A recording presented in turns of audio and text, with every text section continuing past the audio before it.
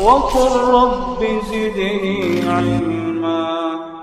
السلام عليكم ورحمة الله وبركاته.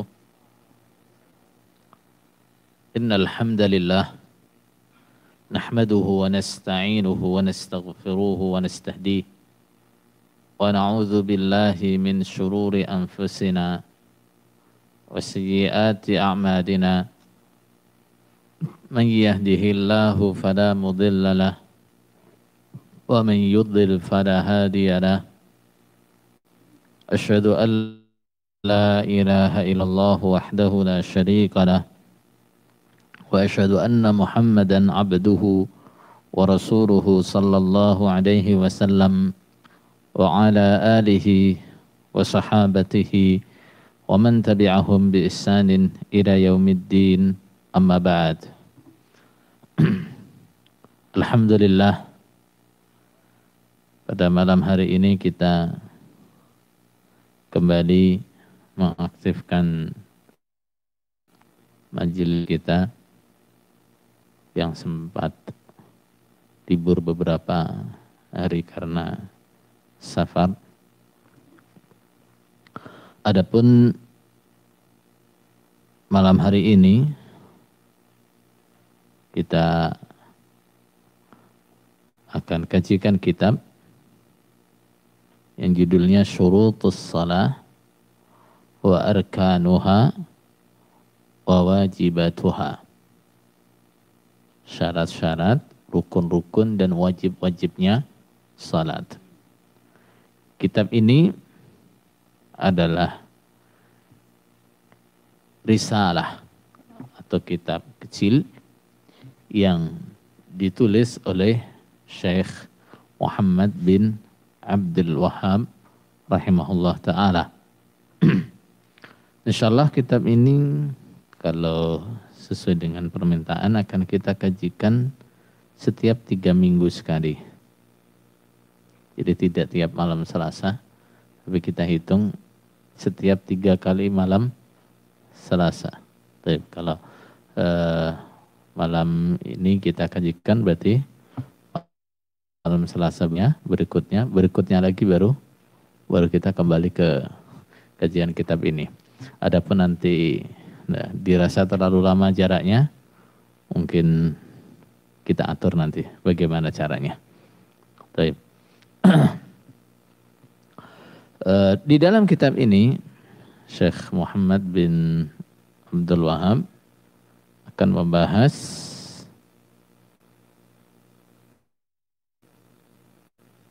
tentang syarat-syaratnya salat yang berjumlah 9, rukun-rukunnya salat yang berjumlah 14, kemudian wajibatus shalah yang berjumlah 8, kemudian dalam pembahasan syurutus shalah pada syarat yang keempat, yaitu wudu atau taharah. Di situ Syekh juga akan menyebutkan syarat-syarat sahnya wudu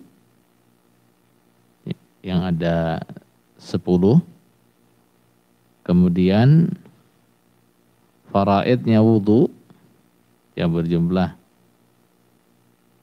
6, kemudian wajibnya wudu. Baik. Jadi kitab ini judulnya Syurutus Shalah wa Arkanuha wa Wajibatuha. Tapi hakiki dalamnya ada terdapat pembahasan masalah apa? Wudu. Baik. Kita mulai kajian kitabnya. Qala Syekh rahimahullahu ta'ala, Bismillahirrahmanirrahim. Syurutus salati tis'atun. Syarat-syarat sahnya salat ada 9. Apa itu syarat? Syarat itu kalau secara bahasa artinya adalah apa? Tanda. Asyratus sa'ah. Tanda-tanda akan datangnya kiamat. Namanya tanda itu datangnya sebelumnya atau sesudahnya? Sebelumnya. Itu juga syarat-syaratnya sholat berarti adanya, munculnya sejak kapan? Sebelum sholat. Sejak sebelum sholat. Syarat kalau dalam bahasa artinya adalah tanda. Tapi dalam istilah dia punya arti yang berbeda, arti yang lain. Yaitu apa? Ma yalzamu min adamihil adam. Wala yalzamu min wujudihil wujud. Ma yalzamu min adamihil adam. Sesuatu yang tidak adanya dia, maka melazimkan atau berakibat tidak ada. Maksudnya gimana? Misalnya, salah satu syarat sahnya sholat adalah wudu. Maka kalau ada orang sholat tanpa wudu, sama dengan dia tidak sholat. Sholatnya tidak sah. Kenapa? Karena syarat sahnya sholat diantaranya adalah wudu. Yalzamu min adamihil adam. Ketidakberadaan dia menjadikan tidak adanya yang disyaratkan.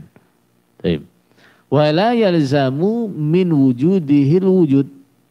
Dan adanya dia bukan berarti yang disyaratkan mesti ada. Misalnya gimana? Syarat sahnya salat salah satunya adalah wudu. Nah, akan tetapi bukan berarti setiap ada orang wudu pasti dia salat. Nah, banyak orang dia wudu tapi habis wudu itu dia tidak salat sampai batal lagi. Nah, ini namanya syarat. Syarat sahnya salat ada 9. Syurutus salati tis'atun. Syarat sahnya salat ada 9. Apa saja? Yang pertama al-Islam. Islam. Nanti pembahasannya di bawah. Yang kedua wal aqlu, dan berakal.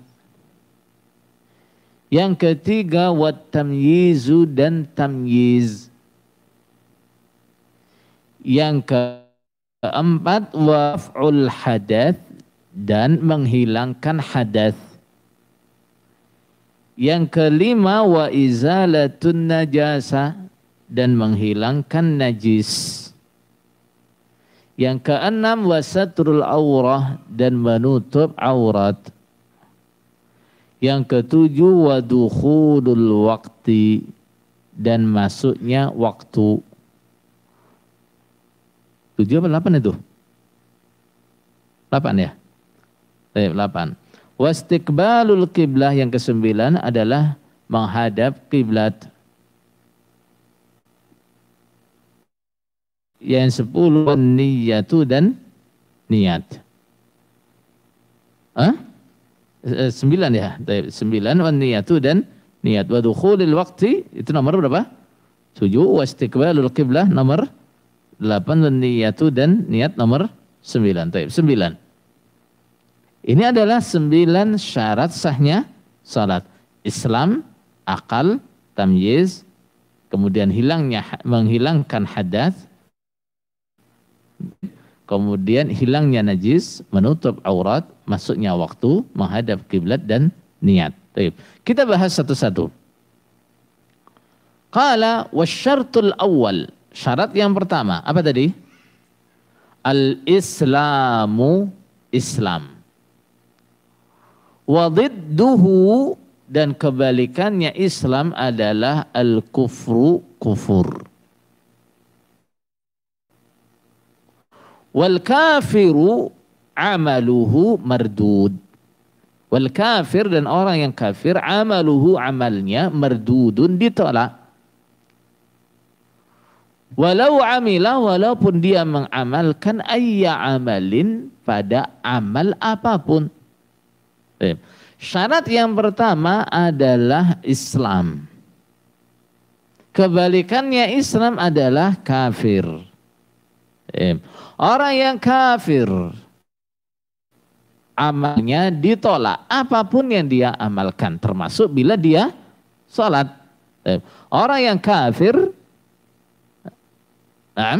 amalnya ditolak, termasuk sholatnya. Maka syarat sahnya sholat yang pertama adalah apa?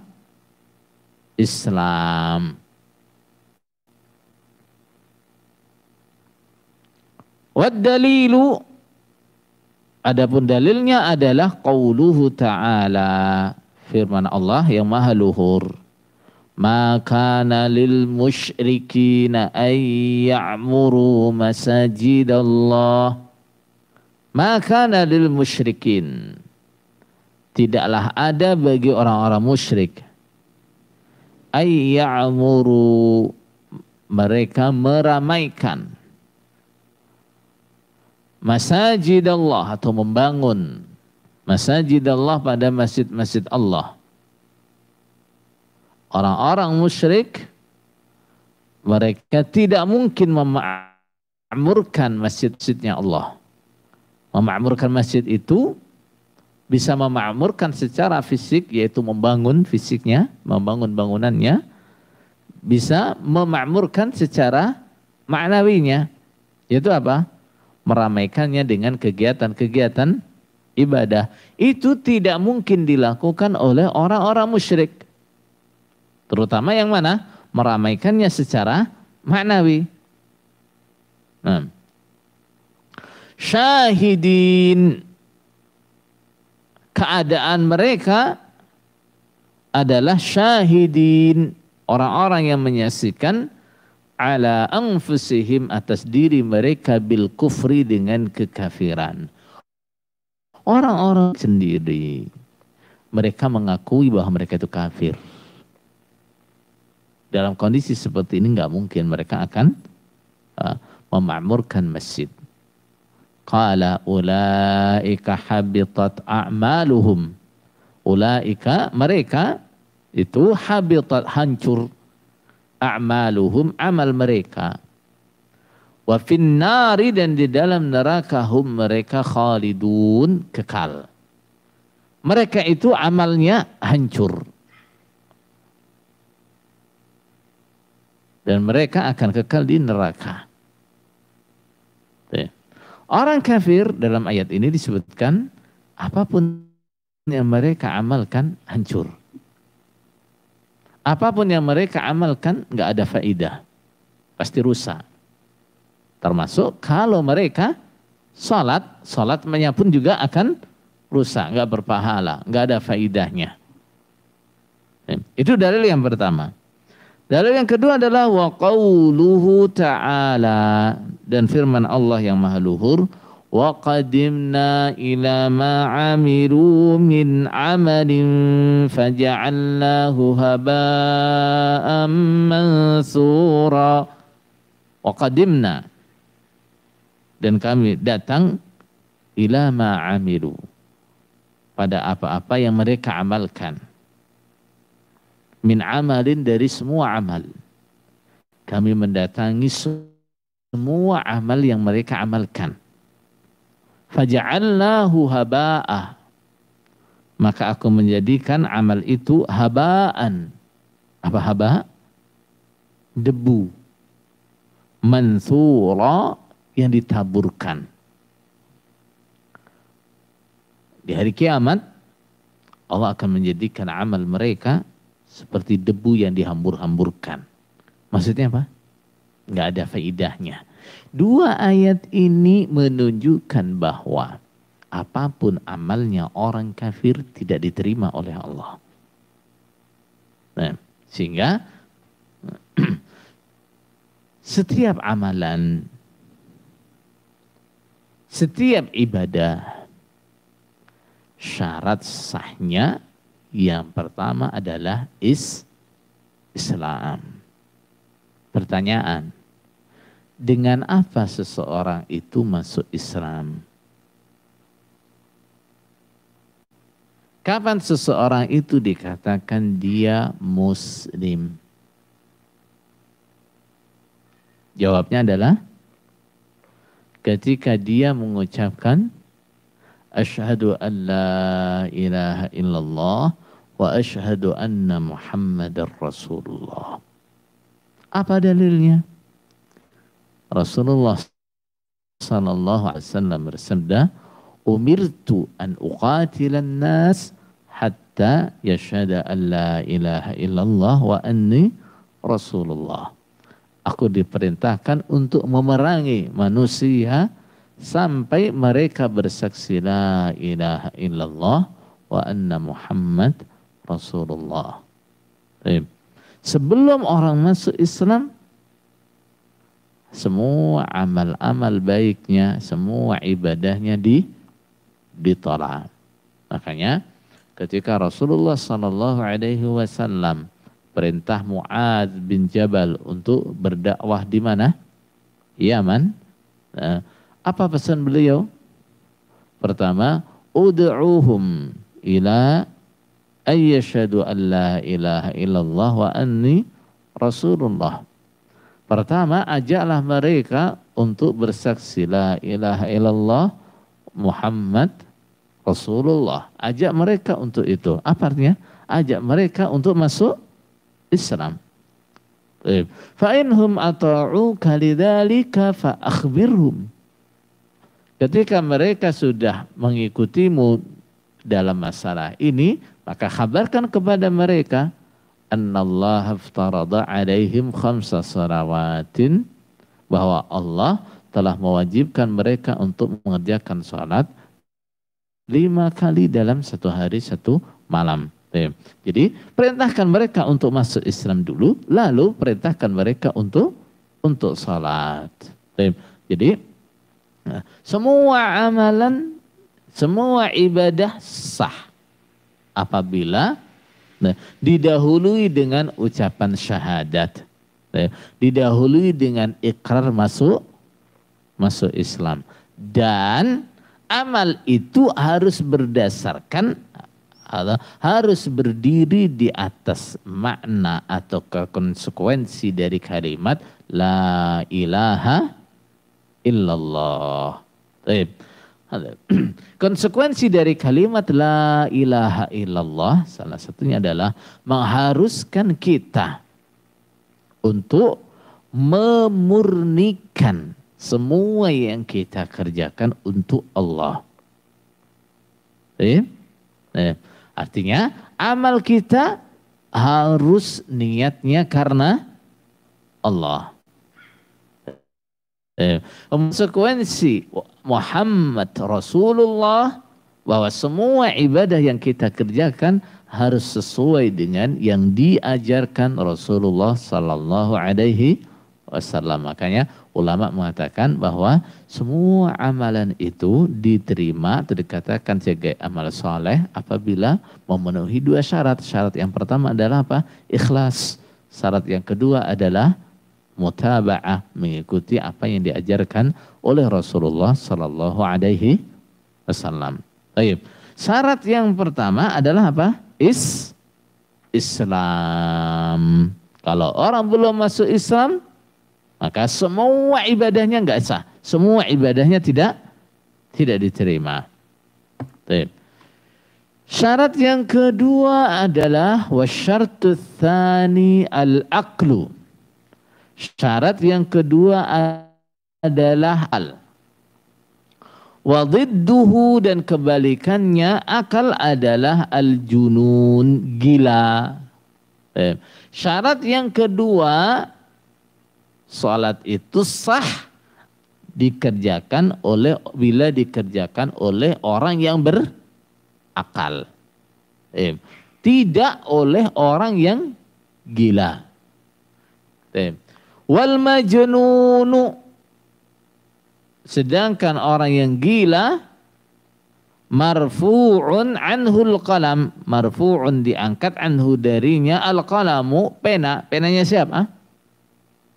Penanya malaikat. Hatta yafiqa, sampai dia sadar. Orang yang gila, malaikat tidak mencatat amalnya.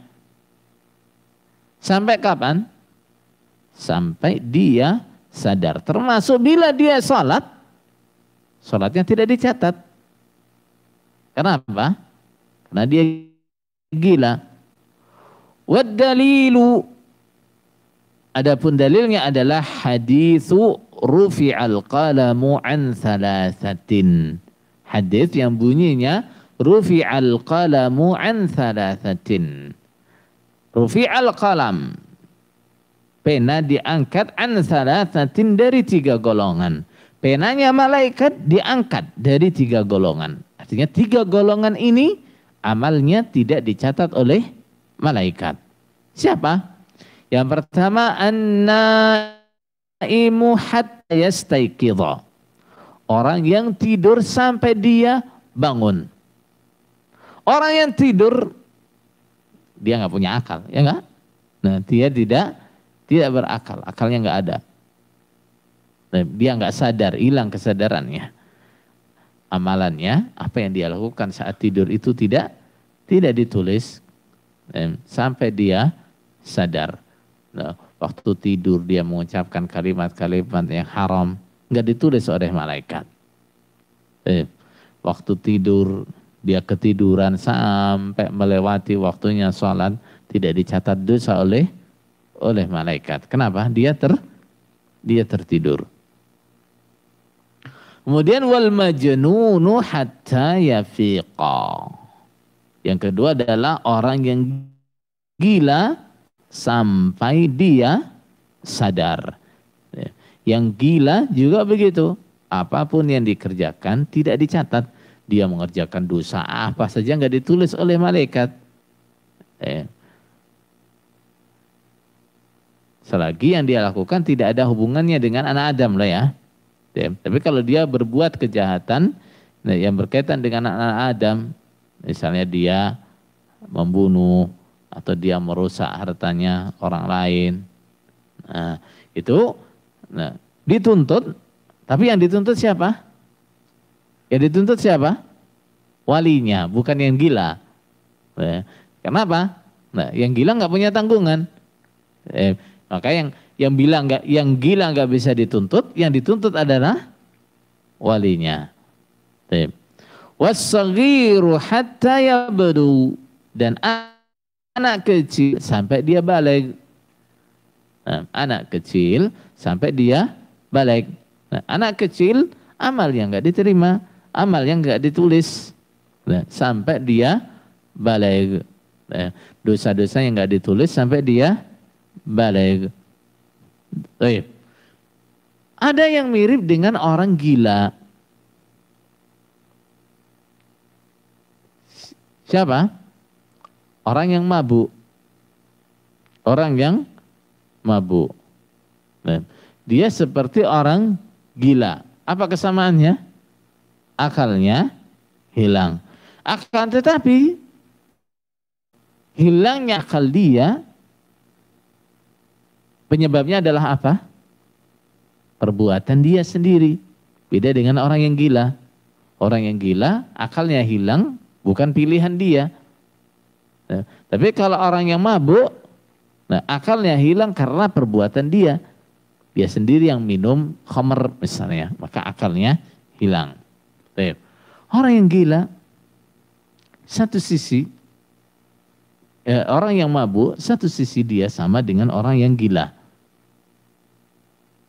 Tapi di sisi yang lain, dia tidak bisa disamakan dengan orang yang gila. Kenapa? Ini kesengajaan dia. Satu sisi kalau dia mengerjakan ibadah, ibadahnya nggak sah. Kenapa? Akalnya nggak ada. Dia sholatnya tidak sah. Di sisi lain, kewajiban-kewajiban yang dikerjakan, dosa-dosa yang dikerjakan saat dia mabuk tetap dicatat. Kenapa? Karena hilangnya akal dia itu penyebabnya adalah dia sendiri. Jadi syarat yang kedua dari syarat sahnya sholat adalah akal. Kenapa? Karena hadis ini tadi, orang yang gila tidak dicatat amalnya, tidak sah amalnya. Dan juga karena orang ibadah itu butuh apa tadi? Niat. Butuh apa? Niat. Orang yang gila nggak bisa niat. Makanya amal dia tidak sah, salatnya tidak sah. Baik.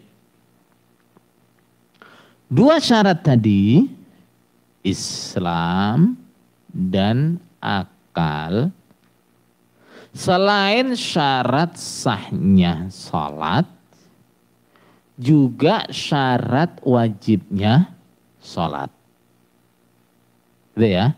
Selain syarat sahnya salat, juga syarat wajibnya salat.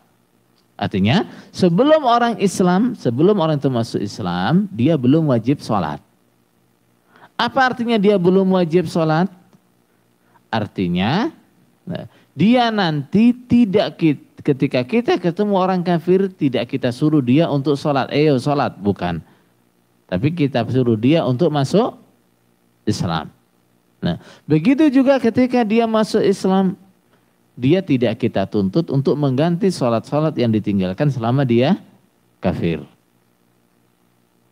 Adapun masalah hukuman, masalah siksa, orang-orang kafir tetap disiksa karena dia meninggalkan sholat. Apa dalilnya? Ketika orang-orang kafir ditanya, "Masalakakum fi saqar?" Apa sebabnya kalian masuk neraka sakar? Qalu lam naku minal musallin. Mereka menjawab, kami tidak pernah sholat. Berarti orang kafir juga disiksa karena dia tidak sholat. Yang kedua adalah akal. Akal juga begitu. Akal adalah syarat sahnya sholat, juga syarat wajibnya sholat. Artinya orang-orang yang gila, dia tidak sah sholatnya dan tidak wajib sholat. Tidak wajib sholat. Seandainya ada orang gila atau kejinan berhari-hari, setelah dia sadar disuruh ganti sholatnya apa enggak? Tidak. Karena apa? Selama akalnya hilang karena gila itu, dia tidak wajib sholat. Baik. Asyartus tsalits. Syarat yang ketiga adalah at-tamyiz. Tamyiz. Wadidduhu, dan kebalikannya adalah as-sughru, kecil. Syarat yang ketiga adalah tamyiz. Apa maksudnya tamyiz? Maksudnya tamyiz itu anak itu sudah sampai usia mumayyiz. Anak itu sudah sampai usia apa? Mumayyiz. Mumayyiz itu kalau orang Jawa katanya beneh. Ya, sudah apa? Sudah beneh. Nah, sudah beneh itu apa? Sudah ngerti. Sudah ngerti ini dosa, ini pahala, gitu ya. Sudah bisa ngerti dibilangin sholat yang tertib dan seterusnya, itu sudah ngerti. Itu namanya apa? Mumayyiz. Kebalikannya adalah anak kecil yang belum mumayyiz. Sekarang kalau ditanya wahadduhu sab'u sinin, batasnya mumayyiz itu umur berapa tahun? Dikatakan mumayyiz. Qala wahaddu sab'u sinin, batasnya mumayyiz adalah 7 tahun. Anak dikatakan mumayyiz kalau umurnya sudah 7 tahun. Kalau dia sudah umur 7 tahun, dia sholatnya sah apa tidak? Sah. Sholatnya sah. Tsumma yu'maru bis shalah. Kemudian dia diperintahkan untuk sholat. Kalau sudah mumayyiz, perintahkan dia untuk sholat. Kenapa? Karena dia wajib sholat. Bukan. Ya. Kenapa? Untuk wajibnya dia sholat itu menunggu usia apa? Baligh, menunggu baligh. Memang dia diperintahkan sholat kenapa? Untuk melatih dia. Nah, untuk melatih dia membiasakan mengerjakan kewajiban yang paling utama dalam Islam. Apa itu? Sholat. Nah, dia dilatih, dibiasakan untuk mengerjakan sholat. Tentu? Apa dalilnya? Liqaulihi sallallahu alaihi wasallam. Karena sabda Nabi sallallahu alaihi wasallam, muru abna'akum. Perintahlah anak-anak kalian. Diperintah apa? Bis salati, untuk salat. Li sab'in, pada usia 7 tahun.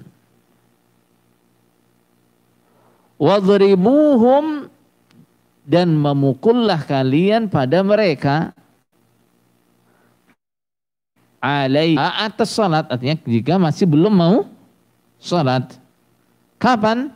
Li ashrin, pada usia 10 tahun. Wa farriqu bainahum. Wa farriqu, dan kalian memisahkanlah bainahum, di antara mereka, fil madhaji'i, di tempat tidurnya. Rasulullah sallallahu alaihi wasallam bersabda, perintahlah anak-anak kalian untuk salat ketika mereka sudah usia 7 tahun. Ketika mereka sudah usia 7 tahun. Kalau mereka sudah diperintahkan salat, menunjukkan apa? Salat dia sudah diterima. Salat dia sudah diterima. Sebab tidak mungkin Rasulullah sallallahu alaihi wasallam memerintahkan umatnya untuk mengerjakan sesuatu yang tidak ada manfaatnya. Mungkin Rasulullah sallallahu alaihi wasallam perintah umatnya untuk sholat bila sholatnya belum sah. Maka ketika Rasulullah perintah mereka untuk sholat ketika sudah usia 7 tahun, berarti kalau dia umur 7 tahun itu sholatnya sudah sah. Inilah yang namanya mumayyiz. Namanya apa? Mumayyiz. Kalau dia sudah umur 10 tahun tapi belum mau sholat juga, apa yang harus dilakukan oleh orang tua? Pukul mereka. Pukul mereka supaya jera. Pukul mereka supaya takut kalau meninggalkan sholat. Kenapa? Karena umur 10 tahun ini adalah usia yang sudah mendekati baligh. Banyak anak-anak laki-laki itu baligh usia berapa? Ada yang usia 12 tahun baligh, 11 tahun baligh. Sudah ada yang baligh umur segitu. Makanya umur 10 tahun kok belum mau sholat, harus dipukul. Kenapa? Bahaya ini. Sudah mendekati baligh, juga masih belum terbiasa dengan sholat. Apalagi itu perempuan. Perempuan kadang-kadang umur 9 tahun, 10 tahun sudah baligh. Lebih-lebih. Jadi kalau umur 10 tahun supaya apa? Supaya dipukul kalau belum mau sholat. Qala wa farriqu bainahum fil madaji'i. Kemudian tempat tidurnya supaya dipisahkan. Anak-anak kalau sudah umurnya sudah 10 tahun, supaya dipisahkan tempat tidur anak laki-laki dan anak perempuan. Kenapa? Bahaya kalau masih campur. Usia segitu laki-laki perempuan tidurnya masih campur, itu bahaya. Kenapa? Karena anak-anak umur segitu itu sudah mulai memiliki apa? Syahwat. Sudah mulai memiliki syahwat, sudah mengerti, sudah punya ketertarikan dengan lawan jenisnya. Maka kalau sudah umur 10 tahun, pisahkan tempat tidurnya anak laki-laki dan tempat tidurnya anak perempuan. Taib. Syarat yang ketiga untuk sahnya salat adalah apa? mumayyiz, adalah mumayyiz. 3 syarat ini adalah 3 syarat yang umum untuk semua ibadah. Untuk semua ibadah. Islam, akal, dan tamyiz. Bedanya dengan 2 syarat yang pertama, Islam dan akal, yang merupakan syarat sah sekaligus syarat wajibnya sholat atau semua ibadah. Syarat yang ketiga, tamyiz, itu hanya syarat sahnya. Syarat sahnya, bukan syarat wajibnya. Bukan syarat wajibnya. Artinya manusia itu selagi belum balik, dia belum ada kewajiban untuk mengerjakan ibadah. Tapi kalau dia sudah mumayyiz, dia kerjakan, itu sudah sah. Baik. Qala asyartur rabi'u, syarat yang keempat adalah raf'ul hadath, menghilangkan hadath. Wa huwal wudhu'ul ma'ruf, yang dimaksud raf'ul hadath adalah wudhu yang ma'ruf yang sudah kita ketahui. Syarat yang keempat untuk sahnya sholat adalah apa? Menghilangkan hadas. Caranya gimana? Wudu. Caranya adalah dengan wudu. Baik. Wa mujibuhu, dan yang mewajibkan wudu adalah al hadatsu, hadas. Yang mewajibkan wudu adalah hadas. Hadas itu apa? Hadas itu yang keluar dari 2 jalan.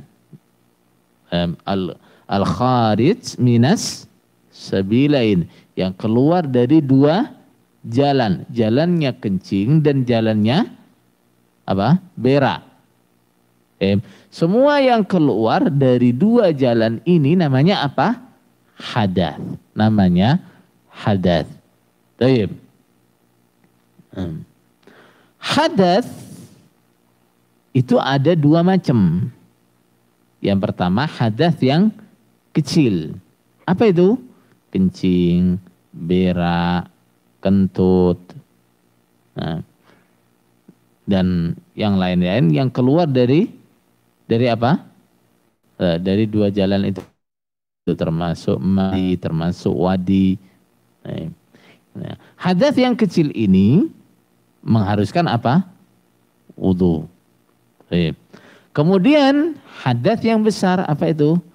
Keluarnya mani, termasuk darah haid.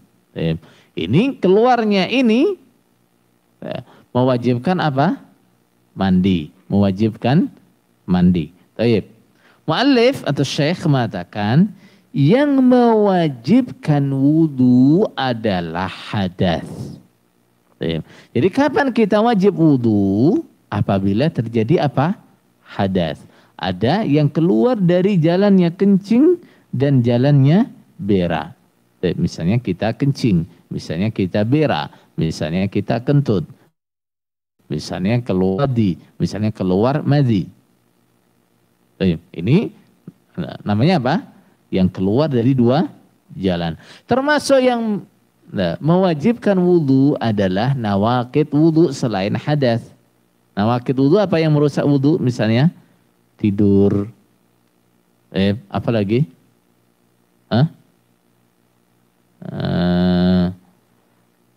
Pingsan. Apa lagi? Makan daging onta. Nah, ini adalah pembatal-pembatal wudu selain yang keluar dari 2 jalan tadi. Ini yang mewajibkan wudu adalah hadas.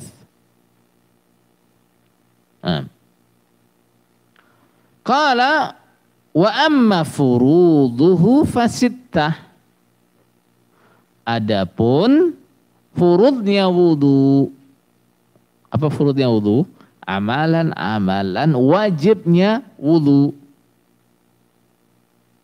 Amalan-amalan wajibnya wudu, yang pokok nih dari amalannya wudu. Itu namanya apa? Furudul wudu. Ada 6. Apa saja? Qala ghuslul wajhi. Yang pertama adalah membasuh wajah. Yang pertama adalah membasuh wajah. Wa minhu, dan termasuk membasuh wajah adalah al-madmadah wal istinsyaq. Berkumur, al-madmadah berkumur, wal istinsyaq dan menghisap air ke dalam hidung.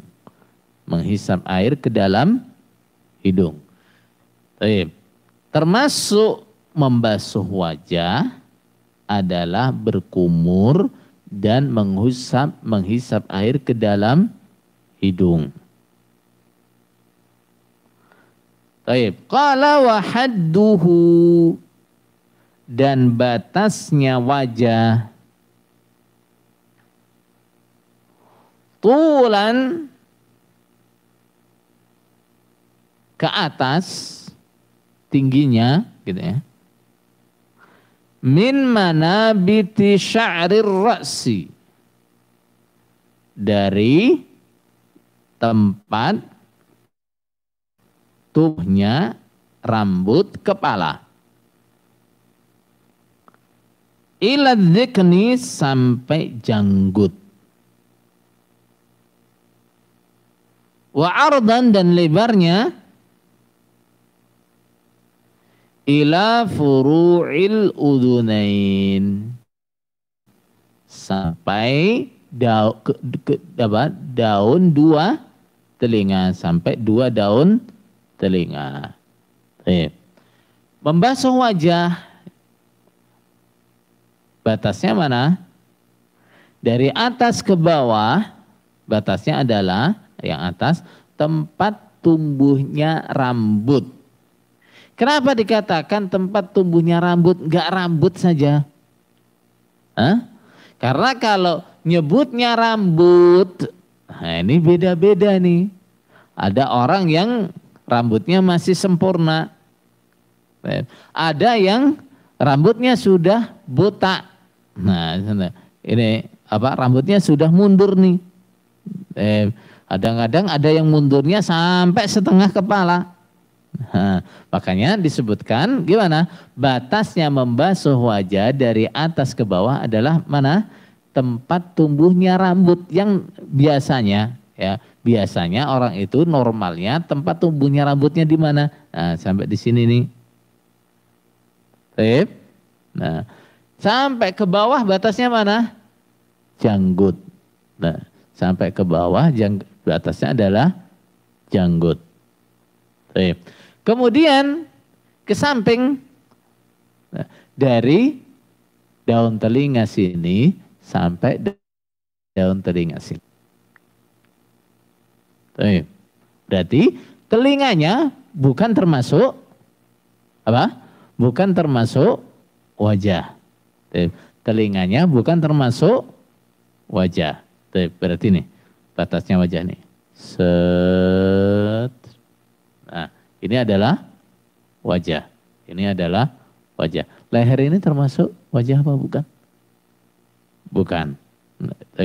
Jadi yang pertama, amalan wajibnya wudu yang utama adalah apa? Membasuh wajah. Membasuh wajah itu termasuk di dalamnya berkumur dan menghisap air ke dalam hidung. Batasnya wajah dari atas ke bawah adalah tempat tumbuhnya rambut sampai dagu. Kemudian ke samping dari telinga sampai telinga. Telinga enggak termasuk wajah. Qala, yang kedua adalah wa ghuslul yadaini ilal mirfaqaini. Wa ghuslul yadain, dan membasuh kedua tangan ilal mirfaqain, sampai kedua siku. Nah, yang kedua adalah membasuh kedua tangan sampai kedua siku. Berarti dari ujung jari ini sampai siku-sikunya termasuk yang dibasuh. Sikunya termasuk yang dibasuh. Jadi dari ujungnya jari sampai ke siku ini semuanya dibasuh. Baik. Enggak cukup dengan membasuh kedua tangan sebelum wudu ya. Karena ada membasuh tangan sebelum wudu itu bukan yang ini. Ya, kalau yang membasuh tangan sebelum wudu itu hukumnya apa? Sunnah. Itu hukumnya sunnah. Yang ini hukumnya wajib. Ya. Kalau yang membasuh tangan sebelum wudu itu cuma apanya? Telapak tangannya saja.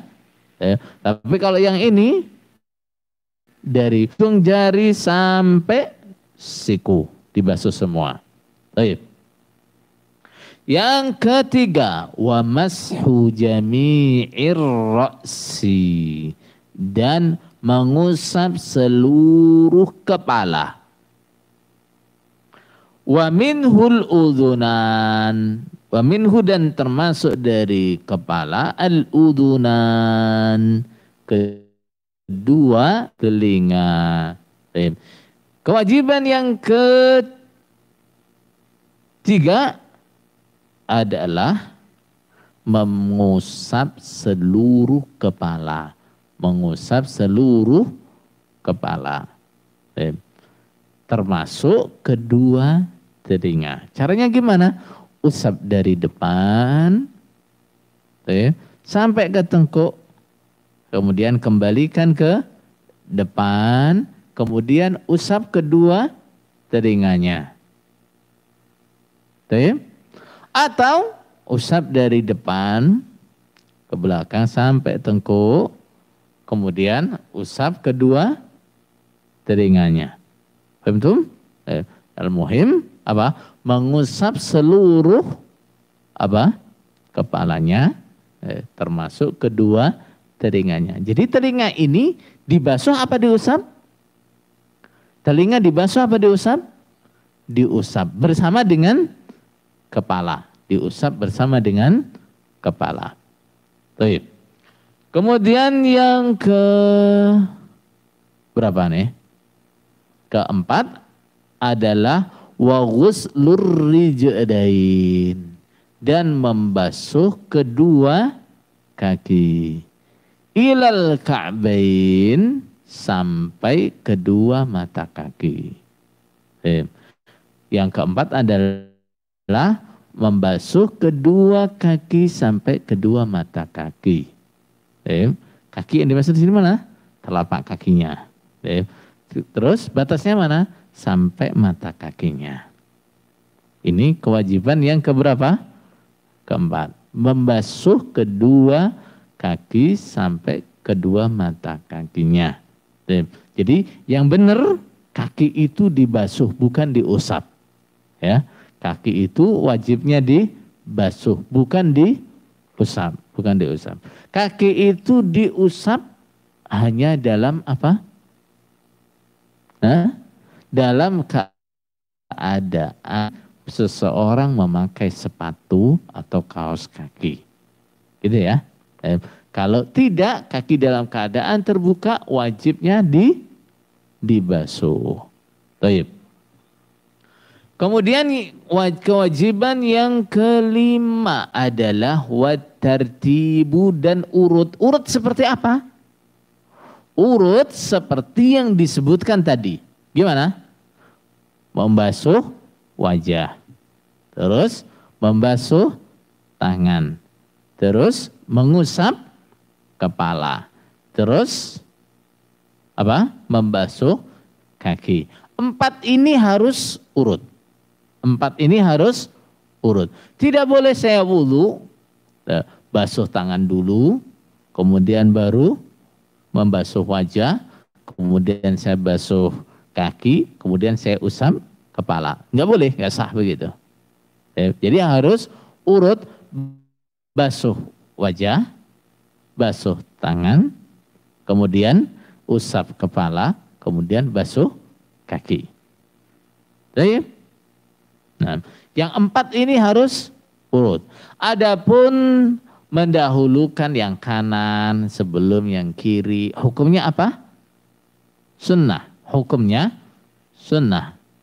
Seandainya ada orang yang wudu, misalnya dia basuh tangan kirinya dulu, baru tangan kanannya dulu, atau dia basuh kaki kirinya dulu, baru kaki yang kanan, misalnya. Sah wudunya atau tidak?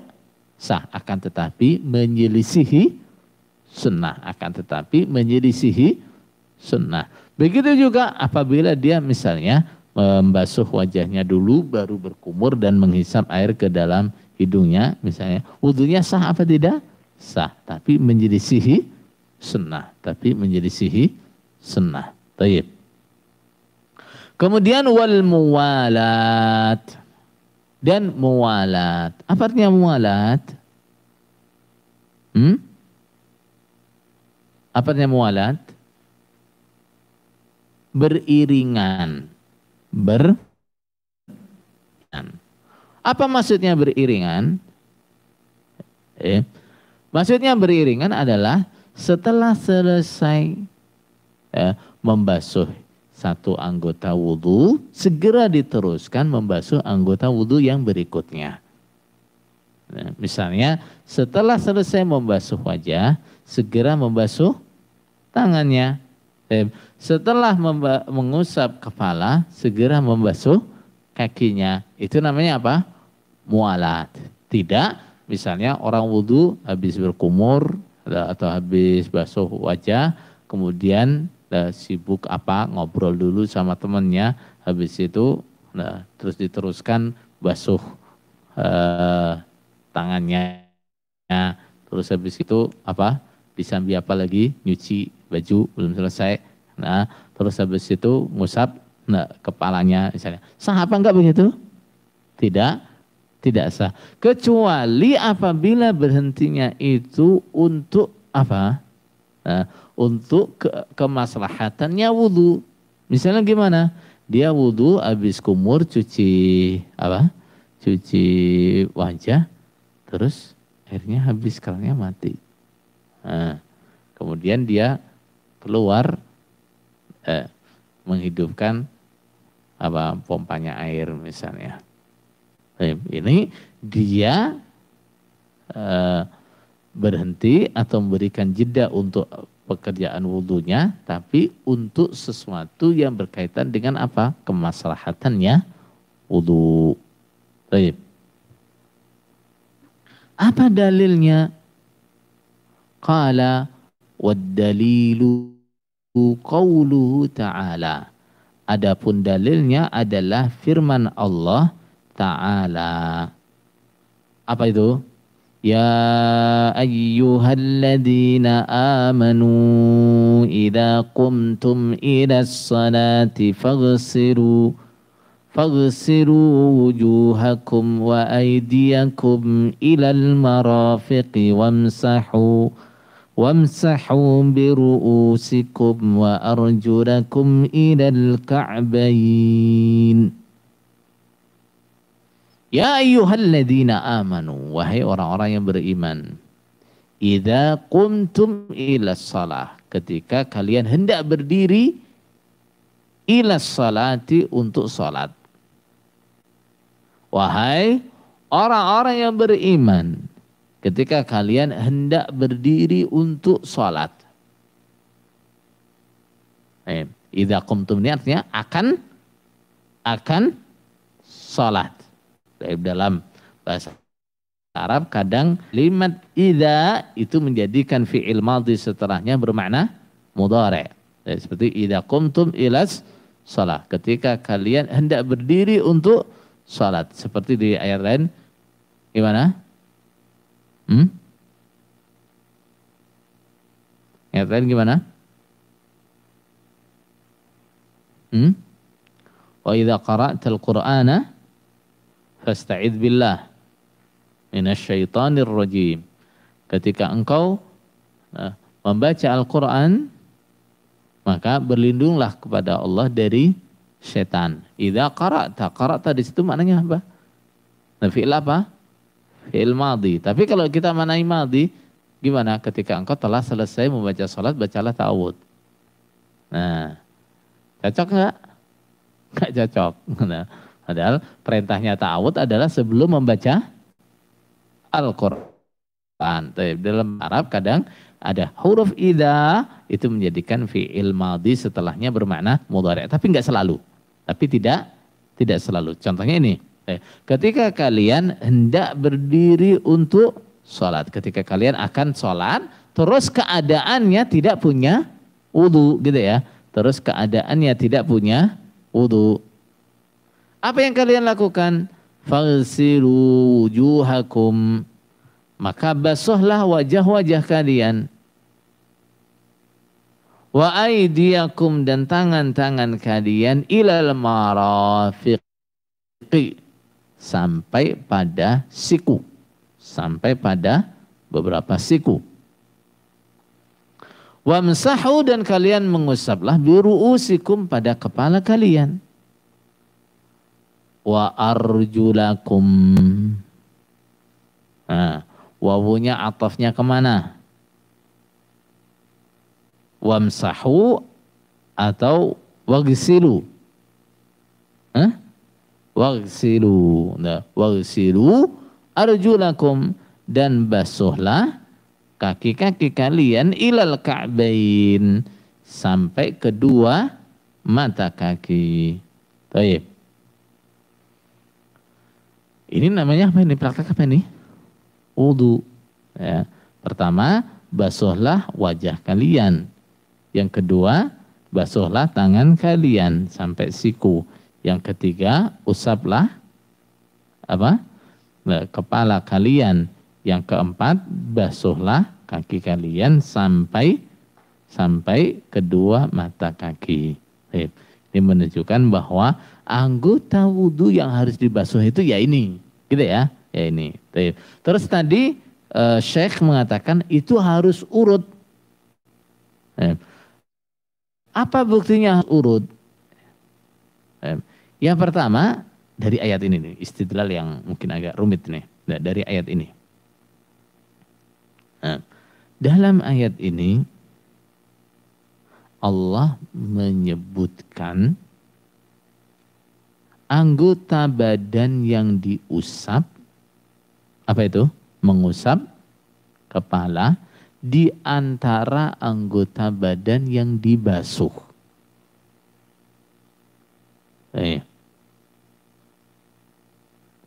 Penyebutan mengusap kepala di antara membasuh wajah, tangan, dan kaki ini menunjukkan apa? Orang wudhu harus urut begitu. Sebab kalau orang wudhu itu nggak harus urut begitu, wajah, tangan, kepala, kaki,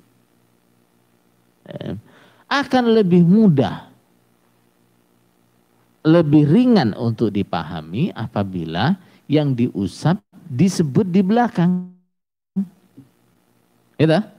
Nah, basuhlah wajah kalian, tangan kalian, kaki kalian, dan usaplah kepala kalian. Itu lebih mudah daripada basuhlah tangan kalian, wajah kalian dan tangan kalian, usaplah kepala kalian dan basuhlah kaki kalian. Lebih sulit untuk memahaminya. Maka urutan dalam ayat ini menunjukkan atau menguatkan bahwa wudhu itu harus urut seperti itu. Yang kedua, berdasarkan sabda Rasulullah Sallallahu Alaihi Wasallam, ibda'u bima bada Allahu bih. Kalian memulailah dengan apa yang Allah memulai dengannya.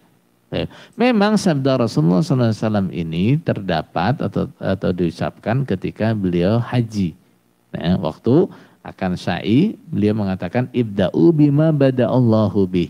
Mulailah sa'i dengan apa yang Allah memulai dengannya. Allah menyebutnya yang pertama adalah Safa baru Marwah. Berarti mulailah sa'i dari Safa kemudian ke Marwah. Yang ketiga, sahabat-sahabat yang meriwayatkan cara wudhu Rasulullah Sallallahu Alaihi Wasallam. Semuanya meriwayatkan wudhu Rasulullah Sallallahu Alaihi Wasallam urut seperti yang disebutkan dalam ayat. Maka wudhu harus apa? Harus urut begitu. Adapun syarat harus apa tadi? Mualat. Oh, itu ada ya. Oh, lompat tulisannya. Coba, ada lompat yang ke halaman berikutnya. Baik. Qala wa dalilut tertib, dan dalilnya tertib urut adalah haditsu ibda'u bima bada Allahu bih. Memulailah kalian dengan apa-apa yang Allah memulai dengannya, yang saya sebutkan tadi. Ini urutnya di situ ya. Nah, sebelum kalimat wasyurutuhu asyarah.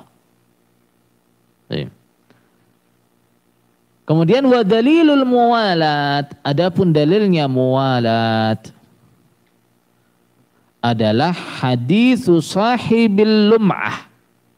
Hadisnya orang yang memiliki lum'ah. Lum'ah itu apa? Belentong. Apa belentong itu? Kulit yang kering di antara kulit basah. Ceritanya gimana? Anin Nabi sallallahu alaihi wasallam.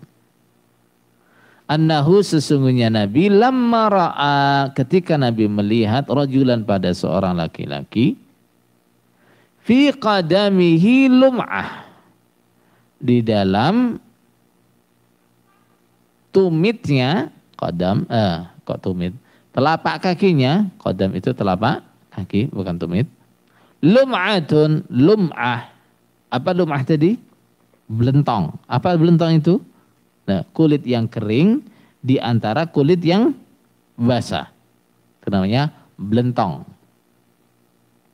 Qadarud dirham, kira-kira sebesar dirham. Kecil itu dirham, kan ujung jempol nih. Lam yusib halma,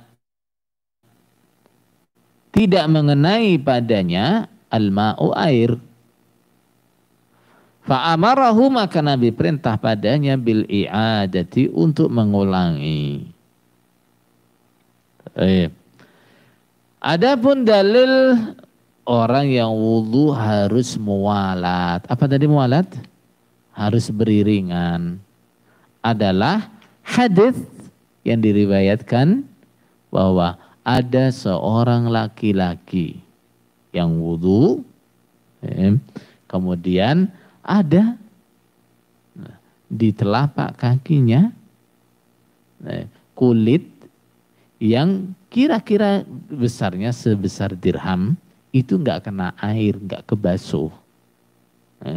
Kemudian begitu Rasulullah Sallallahu Alaihi Wasallam melihatnya, Rasulullah perintah supaya dia mengulangi wudunya. Rasulullah perintah supaya dia mengulangi wudunya.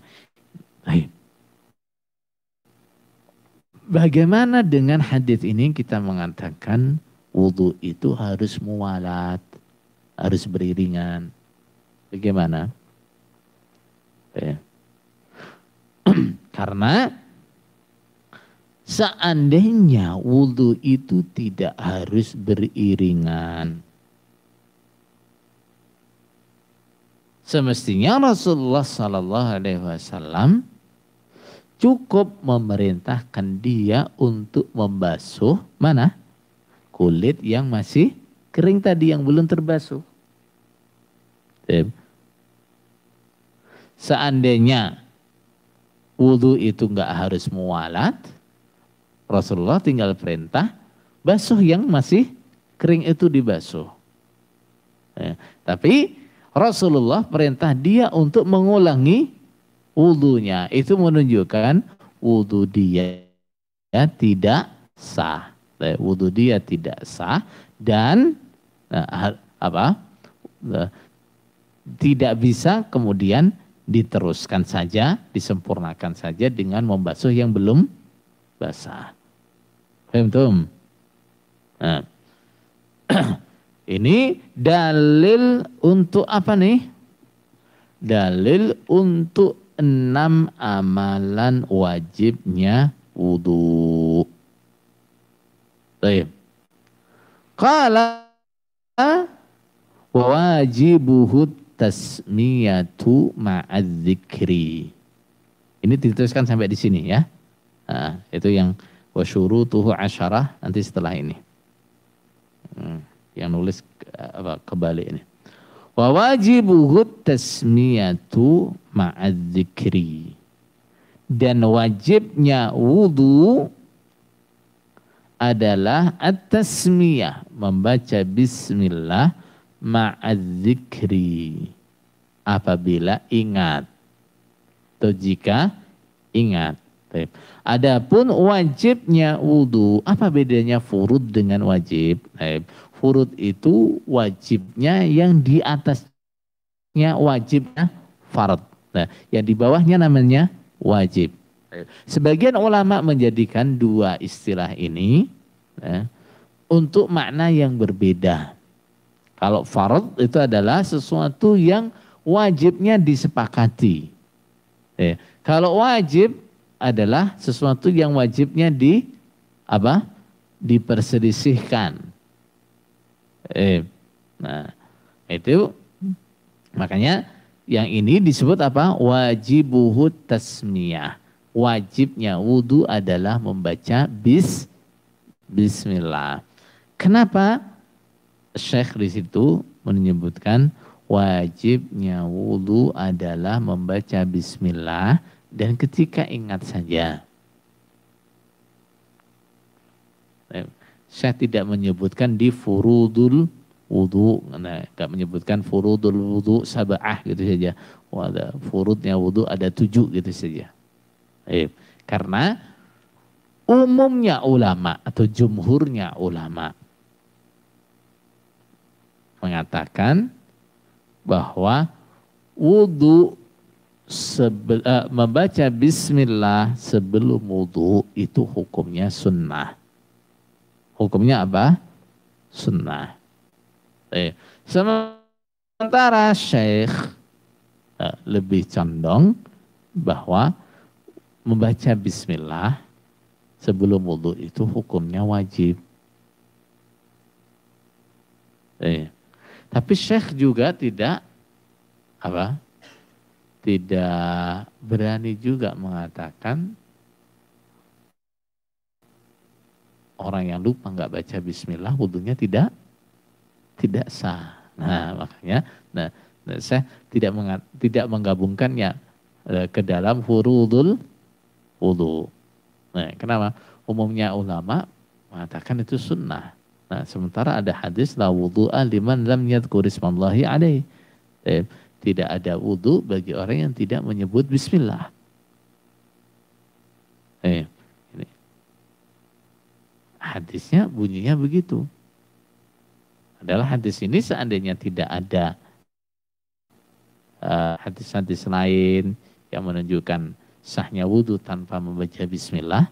Nah, hadis ini menunjukkan apa? Wajibnya membaca bismillah sebelum wudu. Tapi di sisi lain saya melihat umumnya ulama, jumhurnya ulama mengatakan membaca bismillah sebelum wudu itu hukumnya sunnah. Nah, makanya Syekh mengatakan apa? Membaca bismillah itu hukumnya wajib bila dia ingat. Bila dia ingat. Bila lupa enggak wajib. Bila lupa tidak wajib. Baik. Ada pertanyaan enggak? Tidak ada. Ibu-ibu ada pertanyaan enggak?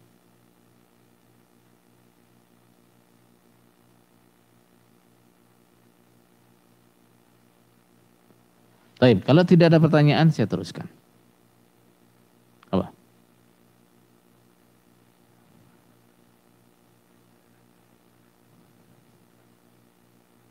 Baik.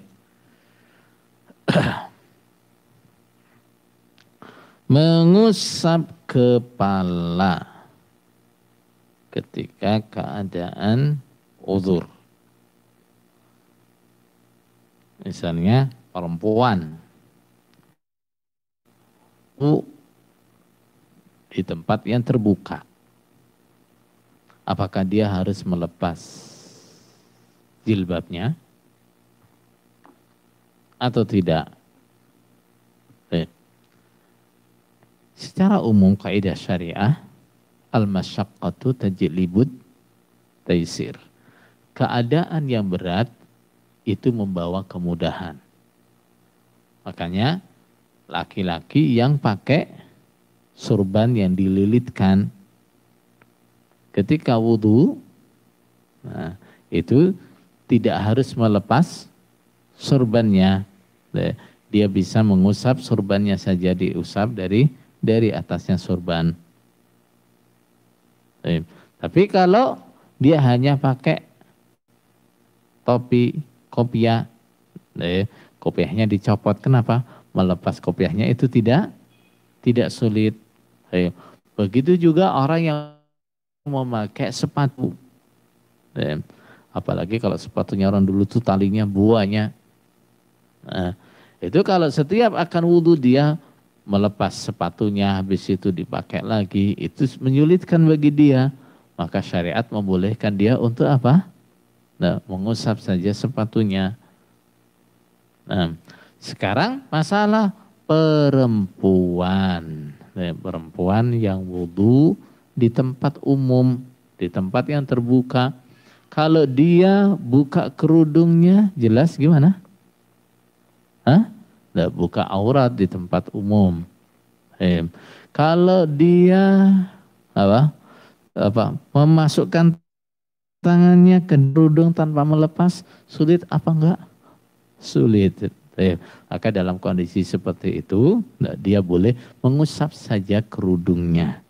Mengusap saja kerudungnya. Dia usap saja kerudungnya, tidak perlu dilepas. Tapi kalau dia wudunya di tempat yang tertutup khusus untuk siapa? Akhwat misalnya. Kemudian kerudungnya itu melepas dan memakainya mudah, maka supaya dilepas. Tapi kalau kerudung dia itu kerudung yang melepasnya sulit, misalnya ada kerudung yang makainya itu dililit-lilitkan, kan ada kan ya? Di perempuan mana itu kayak kerudungnya dililit-lilitkan sampai di lehernya ini. Itu kalau wudu kemudian dilepas terus pakai lagi, itu juga menimbulkan apa? Kesulitan. Nah, kerudung yang seperti itu juga cukup diusap saja, tidak perlu dilepas. Baik.